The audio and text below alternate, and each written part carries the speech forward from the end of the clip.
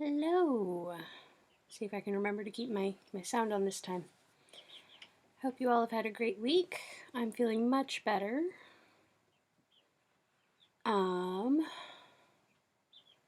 New chapters of Sunseeker are coming soon, so if you've been following that, you should go check it out on Vocal. Just go to Vocal and look up Anna Kringle, and you'll be able to find it. If you haven't been following that, you should check it out because it's fun.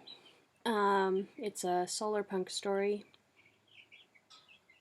which I'm kind of playing with because it was fun. It was a cool idea. About a storyteller who has to save the world. So, should be pretty cool. We are continuing Howl's Moving Castle. We are in chapter 4 today. I just realized that the chapters 1 through 2, chapters 1 and 2 are no longer available here on Twitch. I may go back and re-record those for YouTube, but we did just start up a YouTube channel, so if you'd like to listen to these later, that's the place where you can find them. I will try to get that link. Actually, I could do that now real quick. Maybe.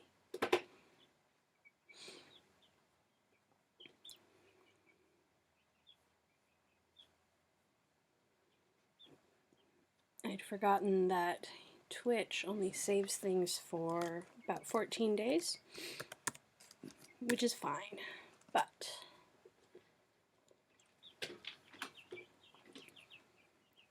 since I know I have some of my nibblings here on who are trying to follow this stream in order to watch my movies and listen to me read them stories, I kind of wanted to make sure that they were available later. So, okay, so it looks like I do not currently have any of them on YouTube, but I am working on that.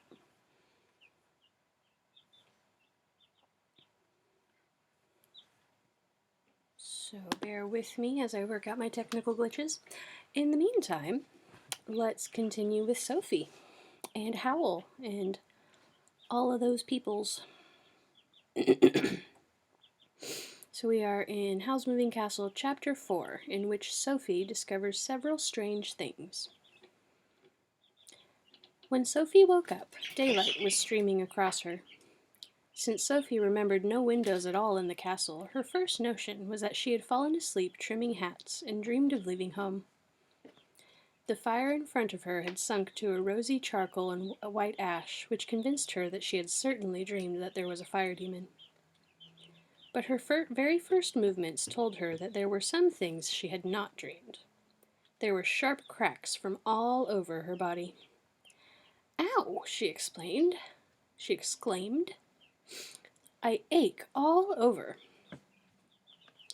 The voice that exclaimed was a weak, cracked piping. She put her knobby hands to her face and felt wrinkles. At that, she discovered she had been in a state of shock all yesterday. She was very angry indeed with the Witch of the Waste for doing this to her, hugely, enormously angry. "Sailing into shops and turning people old," she exclaimed. "Oh, what I won't do to her!"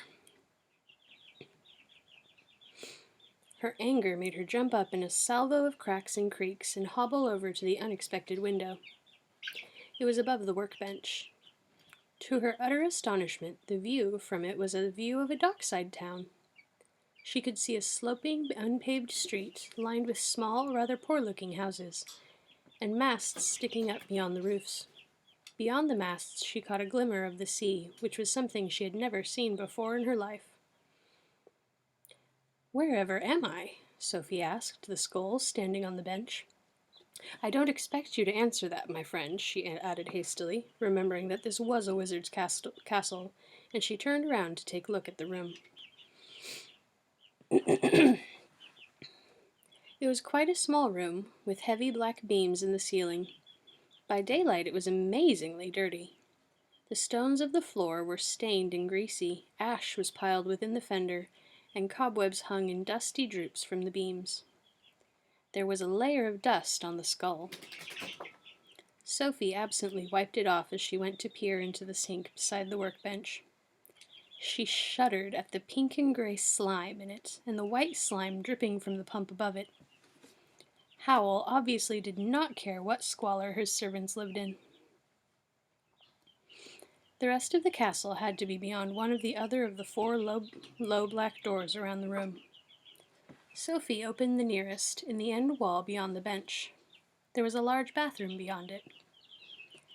In some ways it was a bathroom you might normally find only in a palace, full of luxuries such as singular, a shower stall, an immense bath with clawed feet, and mirrors on every wall. But it was even dirtier than the other room. Sophie winced from the toilet, flinched at the color of the bath, recoiled from green weed growing in the shower, and quite easily avoided looking at her shriveled shape in the mirrors because the glass was plastered with blobs and runnels of nameless substance. The nameless substances themselves were crowded onto a very large shelf over the bath. They were in jars, boxes, tubes, and hundreds of tattered brown packets and paper bags. The biggest jar had a name. It was called Drying Power in crooked letters. Sophie was not sure whether there should be a D in that or not. She picked up a packet at random. It had Skin scrawled on it, and she put it back hurriedly. Another jar said Eyes in the same scrawl. A tube stated For Decay. It seems to work, too, Sophie murmured, looking into the wash basin with a shiver. Water ran into the basin when she turned a blue-green knob that might have been brass, and washed some of the decay away. Sophie rinsed her hands and face in the water without touching the basin, but she did not have the courage to use drying power. She dried the water with her skirt and then set off to the next black door.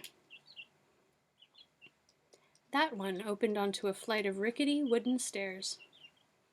Sophie heard someone move up there and shut the door hurriedly. It seemed only to lead to a sort of loft anyway. She hobbled to the next door. By now she was moving quite easily. She was a hale old woman, and as she had discovered yesterday. The third door opened onto a poky backyard with high brick walls. It contained a big stack of logs, in higgledy-piggledy heaps of what seemed to be scrap iron, wheels, buckets, sheet metal, wire, mounted almost to the tops of the walls.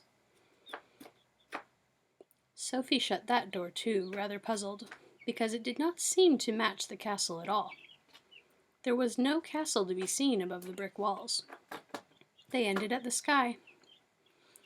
Sophie could only think that this part was around the side where the invisible wall had stopped her the night before. She opened the fourth door, and it was just a... Excuse me. She opened the fourth door, and it was just a broom cupboard, with two fine but dusty velvet cloaks hanging on the brooms. Sophie shut it again, slowly. The only other door was in the wall with the window, and that was the door she had come in by last night. She hobbled over and cautiously opened that. She stood for a moment looking out at a slowly moving view of the hills, watching Heather slide past underneath the door, feeling the wind blow her wispy hair, and listening to the rumble and grind of the big black stones as the castle moved.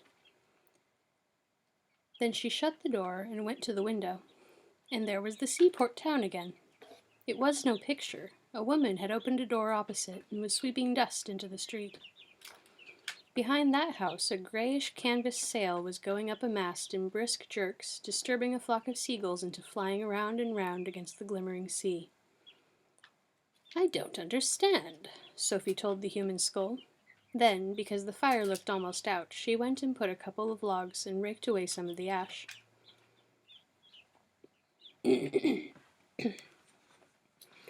Green flames climbed between the logs, small and curly, and shot up into a long blue face with flaming green hair. "Good morning," said the fire demon. "Don't forget, we have a bargain." So none of it was a dream. Sophie was not much given to crying, but she sat in the chair for quite a while, staring at a blurred and sliding fire demon, and did not pay much attention to the sounds of Michael getting up until she found him standing beside her, looking embarrassed and a little exasperated. "You're still here," he said. "Is something the matter?"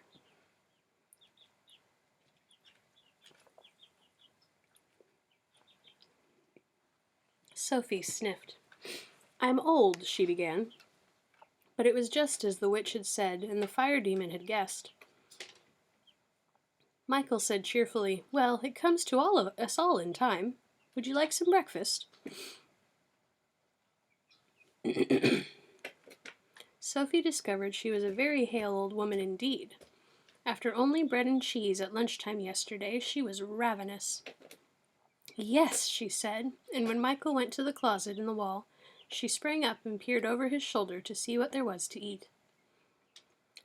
"I'm afraid there's only bread and cheese," Michael said, rather stiffly.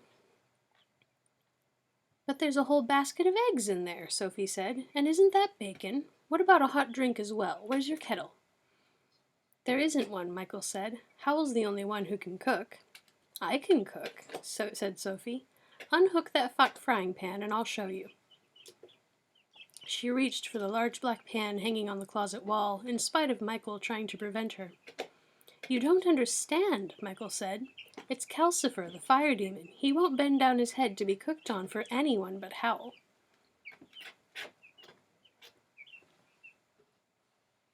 Sophie turned and looked at the fire demon. He flickered back at her wickedly.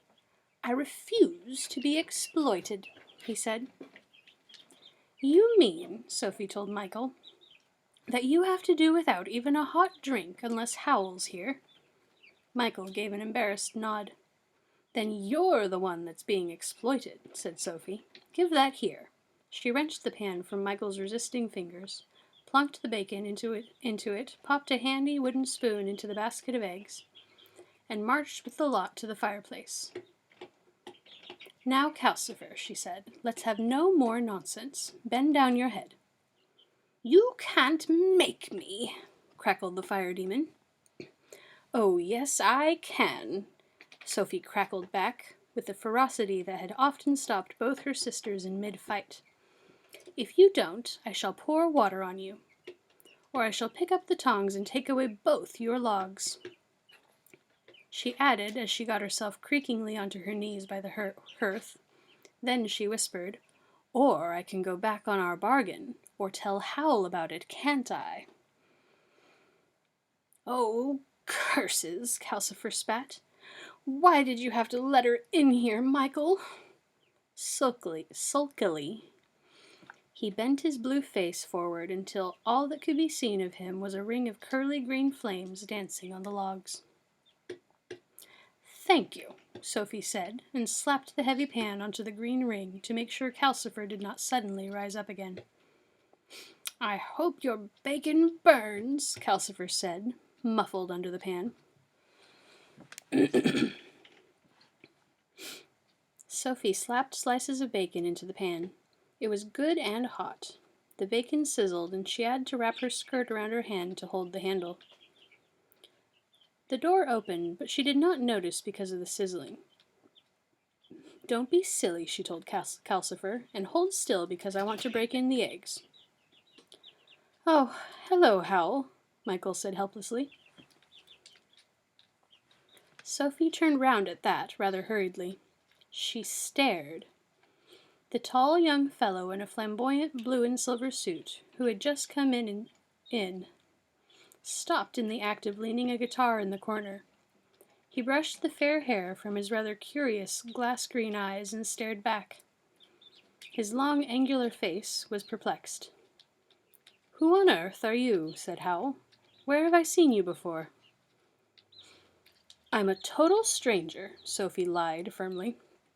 After all, Howl had only met her long enough to call her a mouse before, so it was almost true. She ought to have been thanking her stars for the lucky escape she'd had then. But in fact her main thought was, good gracious, Wizard Howl is only a child in his 20s for all his wickedness. It made such a difference to be old, she thought as she turned the bacon over in the pan, and she would have died rather than let this overdressed boy know she was the girl he had pitied on May Day. Hearts and souls did not enter into it. Howl was not going to know. She says her name's Sophie, Michael said. She came last night. How did she make Calcifer bend down? Said Howl. She bullied me, Calcifer said in a piteous, muffled voice from under the sizzling pan. Not many people can do that, Howl said thoughtfully. He propped his guitar in the corner and came over to the hearth. The smell of hyacinths mixed with the smell of bacon as he shoved Sophie firmly aside.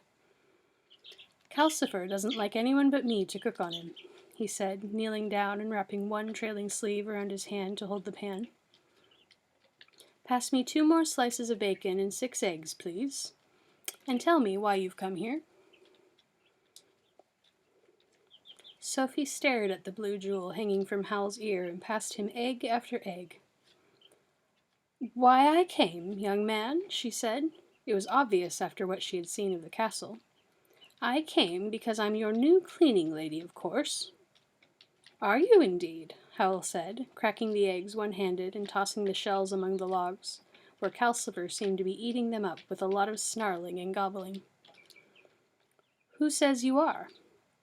I do, said Sophie, and she added piously, I can clean the dirt from this place even if I can't clean you from your wickedness, young man.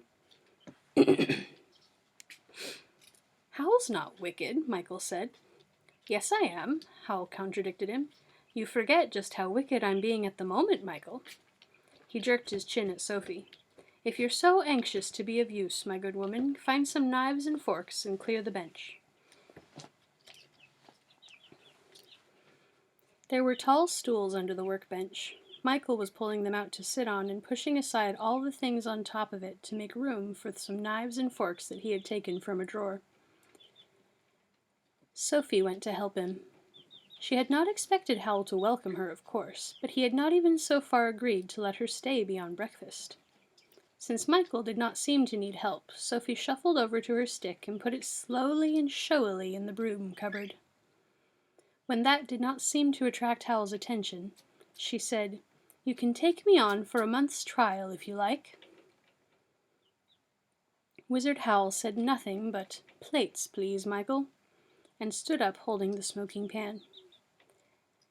Calcifer sprang up with a roar of relief and blazed high in the chimney. Sophie made another attempt to pin the wizard down. If I'm going to be cleaning here for the next month, she said, I'd like to know where the rest of the castle is. I can only find this one room and the bathroom. To her surprise, both Michael and the wizard roared with laughter. It was not until they had almost finished breakfast that Sophie discovered what had made them laugh.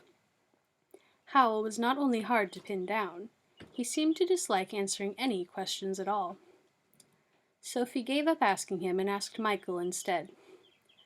Tell her, said Howl, it will stop her pestering. There isn't any more of the castle, Michael said, except what you've seen in 2 bedrooms upstairs. What? Sophie exclaimed. Howl and Michael laughed again.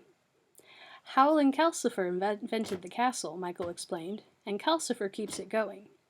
The inside of it is really just Howl's old house in Port Haven, which is the only real part. But Port Haven's miles down near the sea, she said. I call that too bad. What do you mean having this great ugly castle rushing about the hills and frightening everyone in Market Chipping to death? Howl shrugged. What an outspoken old woman you are. I've reached that stage in my career where I need to impress everyone with my power and wickedness. I can't have the king thinking well of me, and last year I offended someone very powerful, and I need to keep out of their way.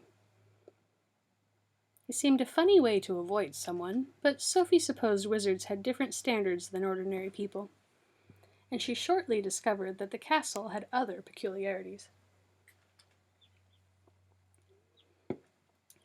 They had finished eating, and Michael was piling the plates in the slimy sink beside the bench, when there came a loud, hollow knocking at the door.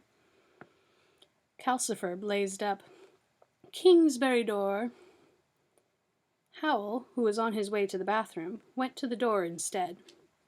There was a square wooden knob above the door, set into the lintel, with a dab of paint on each of its 4 sides. At that moment there was a green blob on the side that was at the bottom, but Howl turned the knob round so that it had a red blob downward before he opened the door. Outside stood a personage wearing a stiff white wig and a wide hat on top of that. He was clothed in scarlet and purple and gold, and he held up a little staff decorated with ribbons like an infant maypole. He bowed. Scents of cloves and orange blossoms blew into the room. "His Majesty the King presents his compliments and sends payment of 2,000 for 2,000 pair of 7-league boots," this person said.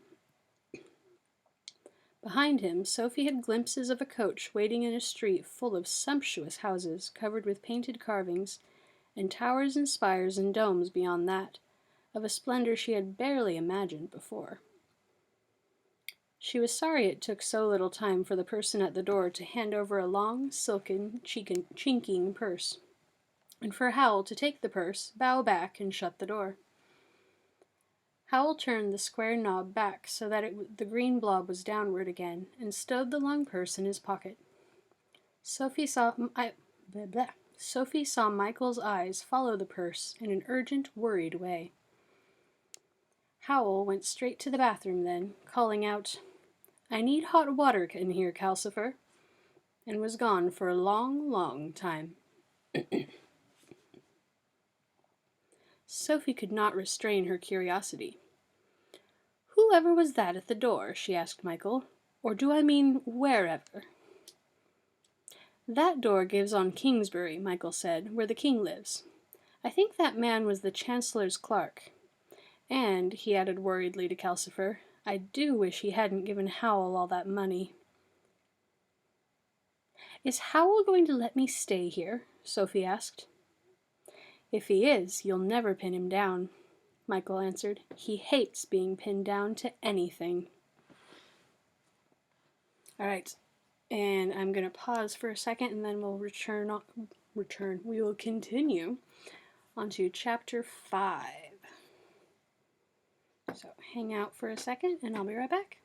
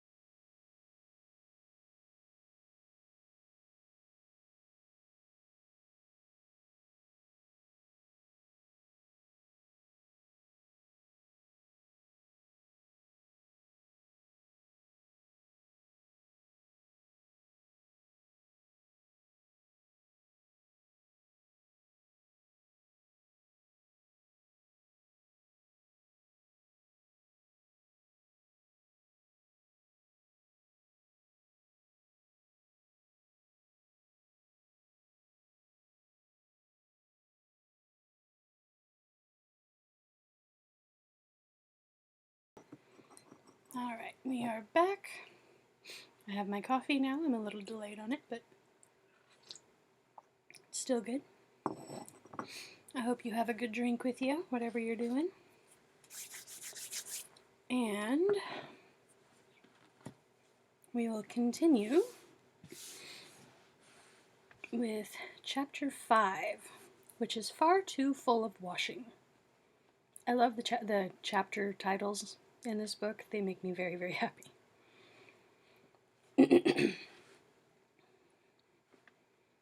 The only thing to do, Sophie decided, was to show Howl that she was an excellent cleaning lady, a real treasure.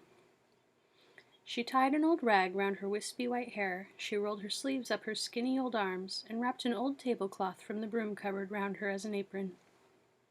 It was rather a relief to think that there were only 4 rooms to clean instead of an entire castle. She grabbed up a bucket and besom and got to work. "What are you doing?" cried Michael and Calcifer in a horrified chorus. "Cleaning up," Sophie replied firmly. "This place is a disgrace." Calcifer said, "It doesn't need it." And Michael muddled, "Howl will kick you out." But Sophie ignored them both. Dust flew in clouds. In the midst of it, there came another set of thumps at the door. Calcifer blazed up, calling, "Port Haven door," and gave a great sizzling sneeze which shot purple sparks through the dust clouds. Michael left the workbench and went to the door. Sophie peered through the dust she was raising and saw that this time Michael turned the squared knob over the door so that the side with the blue blob of paint was on it was downward. Then he opened the door on the street where you saw out the window. A small girl stood there. "Please, Mr. Fisher," she said, "I've come for that spell for me mum." "Safety spell for your dad's boat, wasn't it?" Michael said. "Won't be a moment." He went back to the bench and measured powder from a jar from the shelves into a square of paper. While he was doing it, the little girl peered in at Sophie as curiously as Sophie peered out at her. Michael twisted the paper round the powder and came back, saying, "Tell her to sprinkle it right along the boat. It'll last out and back, even if there's a storm." The girl took the paper and passed over a coin. "Has the sorcerer got a witch working for him, too?" she asked. "No," said Michael. "Meaning me?" Sophie called. "Oh, yes, my child. I'm the best and cleanest witch in Ingery." Michael shut the door, looking exasperated. "That will be all round Port Haven now. Howl may not like that." He turned the knob green down again. Sophie cackled to herself a little, quite unrepentant. Probably she had let the besom she was using put ideas into her head. I had to look it up. A besom is actually a broom. It's one of the brooms made out of twigs.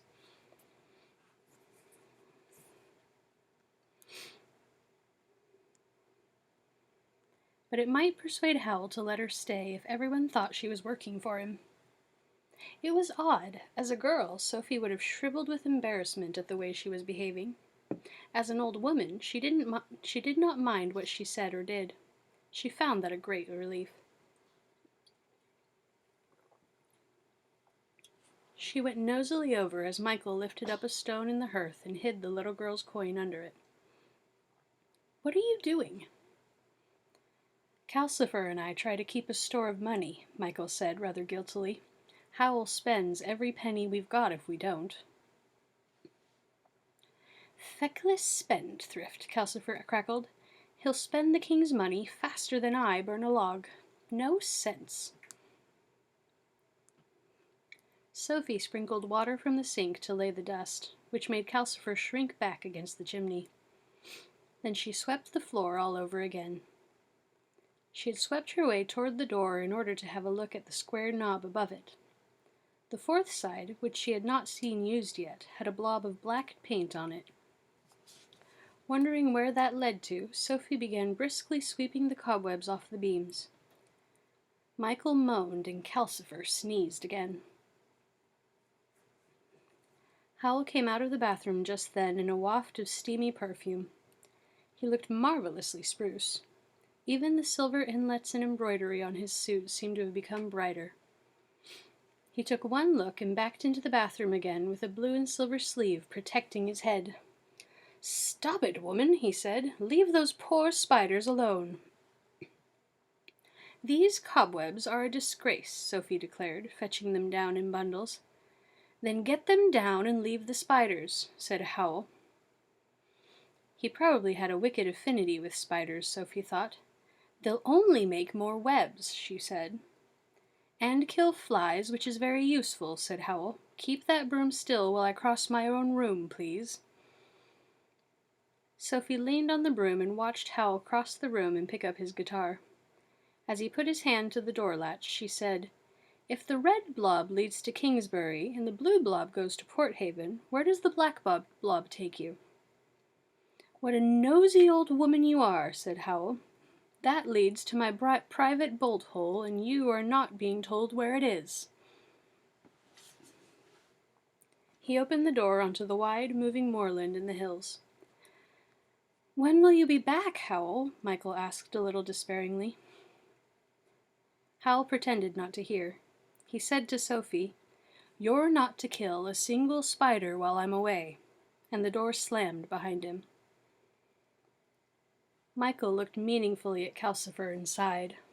Calcifer crackled with malicious laughter. Since nobody explained where Howl had gone, Sophie concluded he was off to hunt young girls again, and got down to work with more righteous vigor than ever.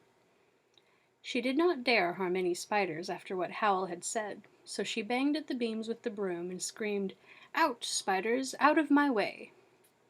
Spiders scrambled for their lives every which way, and webs fell in swathes. Then, of course, she had to sweep the floor yet again. After that, she got down on her knees and scrubbed it. "I wish you'd stop," Michael said, sitting on the side of the stairs out of her way. Calcifer, cowering at the back of the grate, muttered, "I wish I'd never made that bargain with you now." Sophie scrubbed on vigorously. "You'll be much happier when it's all nice and clean," she said. "But I'm miserable now," Michael protested. Howl did not come back again until late that night. By the time Sophie had swept and scrubbed herself into a state where she could barely move. She was sitting hunched up in the chair, aching all over. Michael took hold of Howl by a trailing sleeve and towed him over to the bathroom, where Sophie could hear him pouring out complaints in a passionate mutter.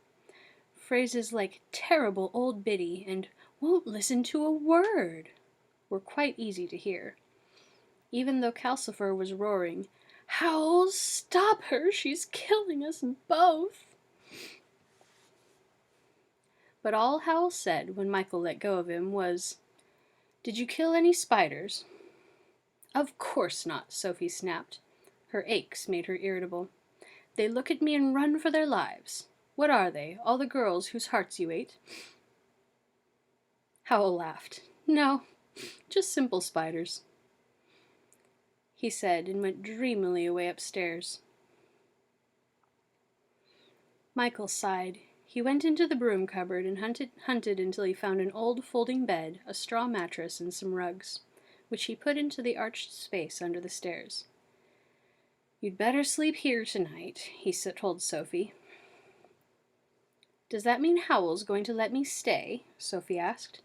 "I don't know," Michael said irritably. "Howl never commits himself to anything. I was here 6 months before he seemed to notice I was living here and made me his apprentice. I just thought a bed would be better than the chair." "Then thank you very much," Sophie said gratefully. The bed was indeed more comfortable than a chair, and when Calcifer complained he was hungry in the night, it was an easy matter for Sophie to creak her way out and give him another log. In the days that followed, Sophie cleaned her way remorselessly through the castle. She really enjoyed herself. Telling herself she was looking for clues, she washed the windows, she cleaned out the oozing sink, and she made Michael clear everything off the workbench and the shelves so that she could scrub them. She had everything out of the cupboards and down from the beams, and cleaned those too. The human skull, she fancied, began to look as long-suffering as Michael. It had been moved so often. Then she tacked an old sheet to the beams nearest the fireplace, and forced Calcifer to bend his head while she swept the chimney. Calcifer hated that. He crackled with mean laughter when Sophie discovered that soot had gone all over the room and that she had to clean it all again. That was Sophie's trouble. She was remorseless, but she lacked method. But there was this method to her remorselessness. She calculated that she could not clean this thoroughly without sooner or later coming across Howl's hidden hoard of girls' souls, or chewed hearts, or something else that explained Calcifer's contract. Up the chimney, guarded by Calcifer, had struck her as a good hiding place.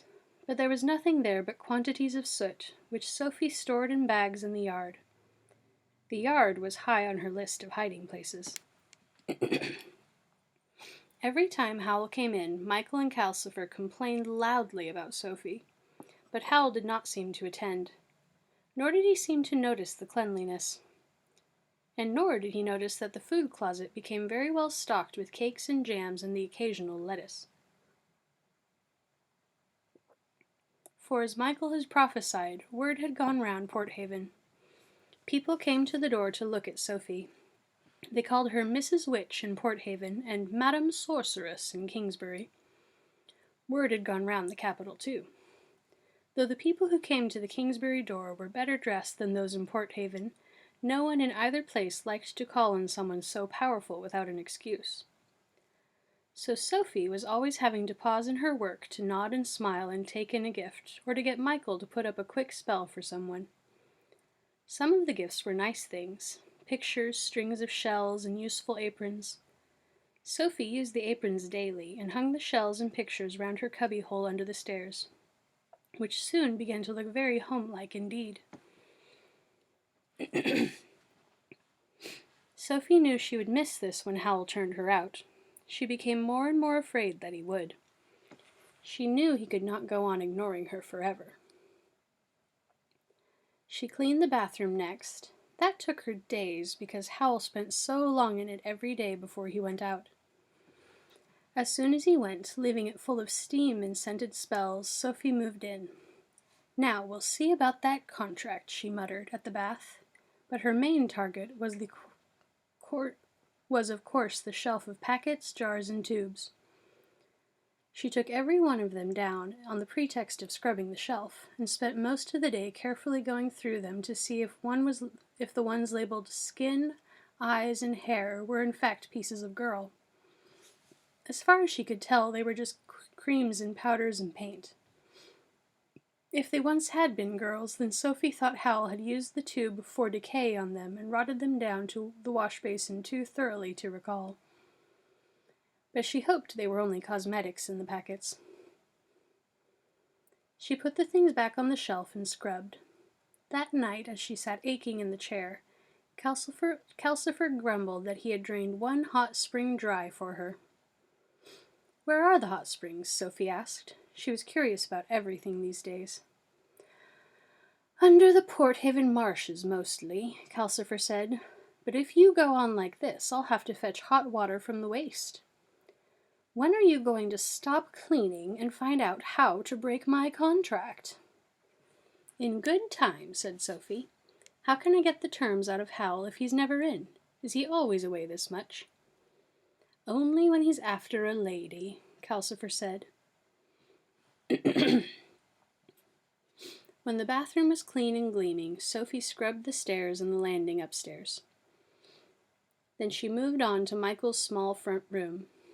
Michael, who by this time seemed to be accepting Sophie gloomily as a sort of natural disaster, gave a yell of dismay and pounded upstairs to rescue his most treasured possessions. They were in an old box under his worm-eaten little bed. As he hurried the box protectively away, Sophie glimpsed a blue ribbon and a spun sugar rose in it on top of what seemed to be letters. "So Michael has a sweetheart," she said to herself as she flung the window open. It opened into the street in Port Haven too, and heaved his bedding across the sill to air. Considering how nosy she had lately become, Sophie was rather surprised at herself for not asking Michael who his girl was and how he kept her safe from Howl. She swept such quantities of dust and rubbish from Michael's room that she nearly swamped Calcifer trying to burn it all. "You'll be the death of me. You're as heartless as Howl," Calcifer choked. Only his green hair and a blue piece of his long forehead showed. Michael put his precious box in the drawer of the workbench and locked the drawer. "I wish Howl would listen to us," he said. "Why is this girl taking him so long?" The next day, Sophie tried to start on the backyard, but it was raining in Port Haven that day, driving against the window and pattering in the chimney, making Calcifer hiss with annoyance. The yard was part of the Port Haven house too, so it was pouring out there when Sophie opened the door. She put her apron over her head and rummaged a little, and before she got too wet, found a bucket of whitewash and a large paintbrush. She took these indoors and set to work on the walls. She found an old stepladder in the broom cupboard, and she whitewashed the ceiling between the beams too. It rained for the next 2 days in Port Haven, though when Howl opened the door with the knob green blobbed down and stepped out onto the hill, the weather was sunny, with big cloud shadows racing over the heather faster than the castle could move. Sophie whitewashed her cubbyhole, the stairs, the landing, and Michael's room. "What's happened in here?" Howl asked when he came in on the third day. "It seems much lighter." "Sophie," Michael said in a voice of doom. "I should have guessed," Howl said as he disappeared into the bathroom. "He noticed," Michael whispered to Calcifer. "The girl must be giving in at last." It was still drizzling in Port Haven the next day. Sophie tied on her headcloth, rolled up her sleeves, and girded on her apron. She collected her besom, her bucket, and her soap, and as soon as Howl was out of the door, she set off like an elderly avenging angel to clean Howl's bedroom. She had left that until last for fear of what she would find. She had not even dared peep into it. And that was silly, she thought as she hobbled up the stairs. By now it was clear that Calcifer did all the strong magic in the castle, and Michael did all the hack work, while Howl gadded off catching girls and exploiting the other two just as Fanny had exploited her. Sophie had never found Howl particularly frightening. Now she felt nothing but contempt. She arrived on the landing and found Howl standing in the doorway of his bedroom. He was leaning lazily on one hand, completely blocking her way. "No, you don't," he said quite pleasantly. "I want it dirty, thank you." Sophie gaped at him. "Where did you come from? I saw you go out." "I meant you to," said Howl. "You've done your worst with Calcifer and poor Michael. It stood to reason you'd descend on me today. And whatever Calcifer told you, I am a wizard, you know. Didn't you think I could do magic?" This undermined all Sophie's assumptions. She would have died rather than admit it. "Everyone knows you're a wizard, young man," she said severely. "But that doesn't alter the fact that your castle is the dirtiest place I've ever been in." She looked into the room past Howl's dangling blue and silver sleeve. The carpet on the floor was littered like a bird's nest. She glimpsed peeling walls and a shelf full of books, some of them very queer-looking. There was no sign of a pile of gnawed hearts, but those were probably behind or under the huge four-poster bed. Its hangings were gray and white with dust, and they prevented her from seeing what the window looked out onto. Howl swung his sleeve in front of her face. Don't be nosy." "I'm not being nosy," Sophie protested. "That room—" "Yes, you are nosy," said Howl. "You're a dreadfully nosy, horribly bossy, appallingly clean old woman. Control yourself. You're victimizing us all. But it's a pigsty, said Sophie. I can't help what I am. Yes, you can, said Howl, and I like my room the way it is. You must admit I have a right to live in a pigsty if I want. Now go downstairs and think of something else to do. Please, I do hate quarreling with people. There was nothing Sophie could do but hobble away with her bucket clanking by her side. She was a little shaken and very surprised that Howl had not thrown her out of the castle on the spot. But since he had not, she thought the next thing needed to be doing at once. That was terribly said, excuse me. But since he had not, she thought of the next thing that needed doing at once. She opened the door beside the stairs, found the drizzle had almost stopped, and sallied out into the yard, where she began vigorously sorting through piles of dripping rubbish. There was a metallic clash, and Howl appeared again, stumbling slightly, in the middle of the large sheet of rusty iron Sophie had been going to move next. Not here either, he said. You are a terror, aren't you? Leave this yard alone. I know just where everything is in it, and I won't be able to find the things I need for my transport spells if you tidy them up. So there was probably a bundle of souls or a box of chewed hearts somewhere out here, Sophie thought. She felt really thwarted. Tidying up is what I'm here for, she shouted at Howl. Then you must think of a new meaning for your life, Howl said. For a moment it seemed as if he was going to lose his temper too. His strange pale eyes all but glared at Sophie, but he controlled himself and said, Now trot along indoors, you overactive old thing, and find something else to play with before I get angry. I hate getting angry. Sophie folded her skinny arms. She did not like being glared at by eyes like glass marbles. Of course you hate getting angry, she retorted. You don't like anything unpleasant, do you?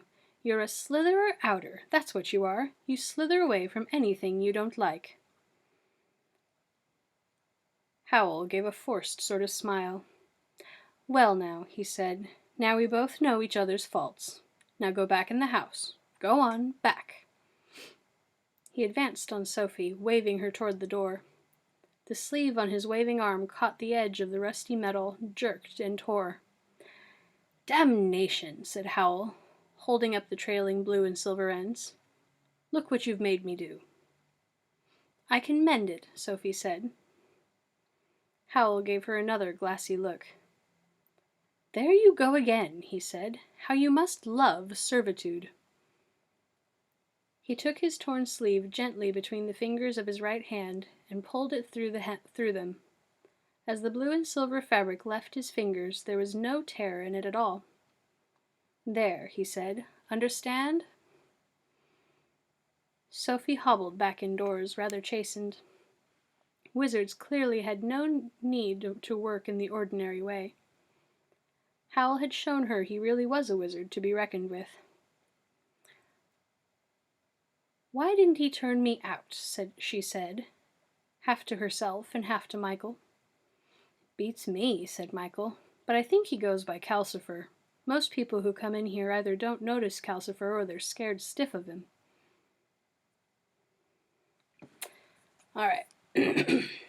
That is all I've got voice for today. So that was chapters 4 and 5. We will pick up with chapter 6, which, hold on, I have to find the lovely title. Chapter 6, in which Howl expresses his feelings with green slime. So that one will be fun.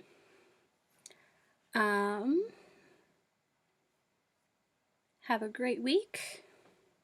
Have good coffee. Read good stories. Tell me about it. Have a great one.